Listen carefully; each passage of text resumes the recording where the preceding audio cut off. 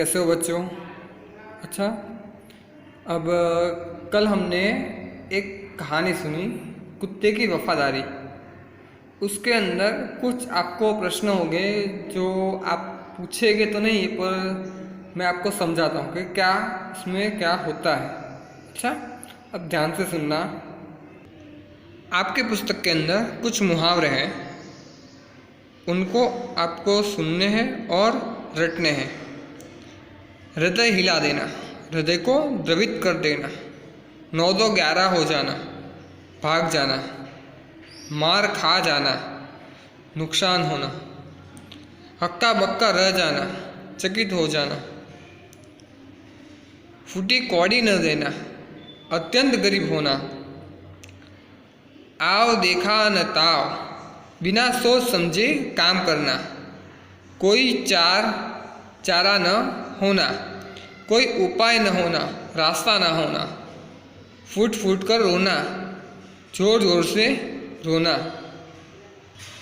उसके बाद एक कहावत दी गई है, अब पछताए हो तो क्या, जब चिड़िया चुग गई खेत। उसका मतलब होता है कि समय निकल जाने पर पछताने से क्या फ़ायदा। अभी आपका समय पढ़ने का है, समझो।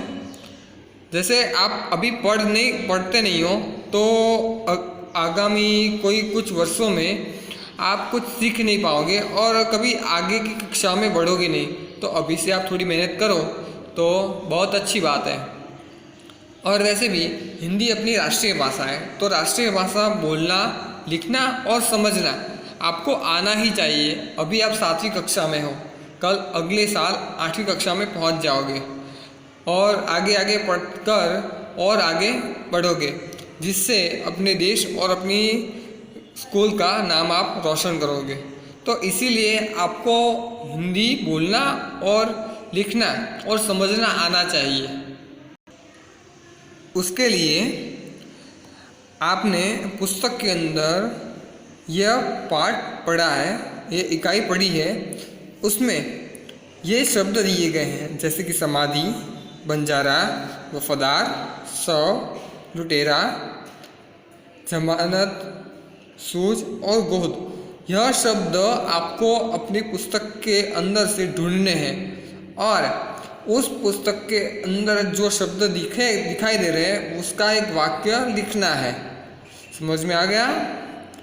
उसके बाद प्रश्नों के कुछ उत्तर है वो आपको लिखने हैं। यह अमुक प्रश्न जिसके जवाब आपके पुस्तक के अंदर नहीं है, हाँ, पर आपके मन से आपको लिखने हैं। पहला सवाल है, समाधि क्यों बनाई जाती है?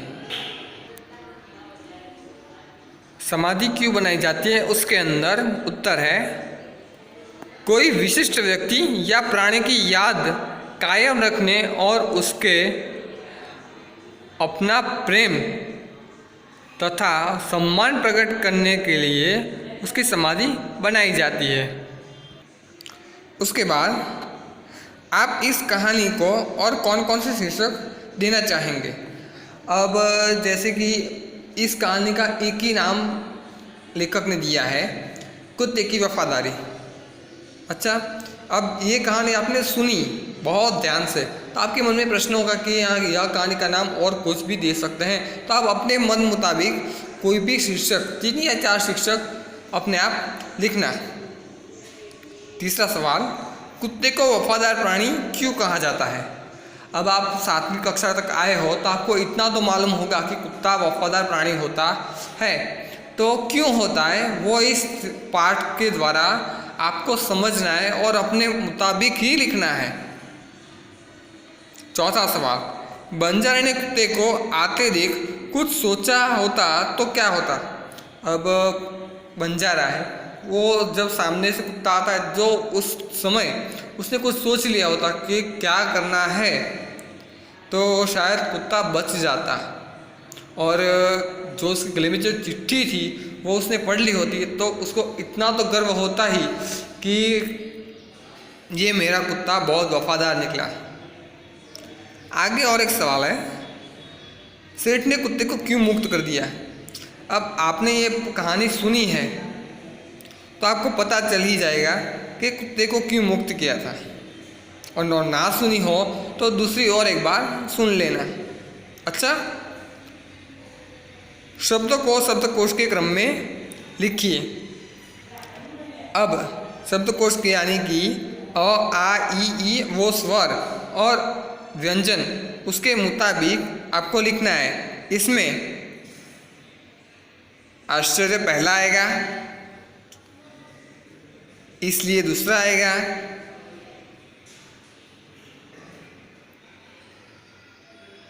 लुटेरा तीसरा आएगा, वफादार चौथा, वापस पांचवा और सुंदर छठा आएगा।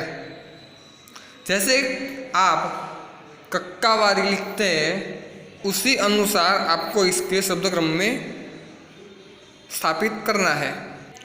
उसके बाद यदि आप होते तो क्या करते? अब आप अपनी सोच के मुताबिक ये 2 प्रश्नों के आपको जवाब लिखने हैं। कुत्ते को जमानत पर रखकर सेठ ने पैसे दिए, सेठ की जगह आप होते तो क्या करते? वो आपको सोचकर समझकर लिखना है। लाखा ने कुत्ते को बेवफा समझकर लाठी का प्रहार किया, लाखा की जगह आप होते तो क्या करते? सोचो और जवाब लिखो। आप आपके पुस्तक के अंदर पढ़िए, हंसी और सीखिए। वो प्रवृत्ति है वो आपको अपने अनुसार करनी है। जैसे राजा तो राजी नहीं होती, रानी होती है। समझ में आया?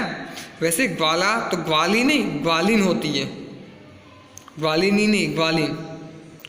अभिनेता अभिनेत्री नहीं होता, अभिनेत्री होता है। समझ में आया? इसी तरह आपको सारे शब्दों से अपने मुताबिक नहीं, पर जैसे लिंग बदलिए उसके मुताबिक लिखते हैं, इसी तरह समझना है। और न समझ में आए तो आप मुझे पूछ सकते हैं।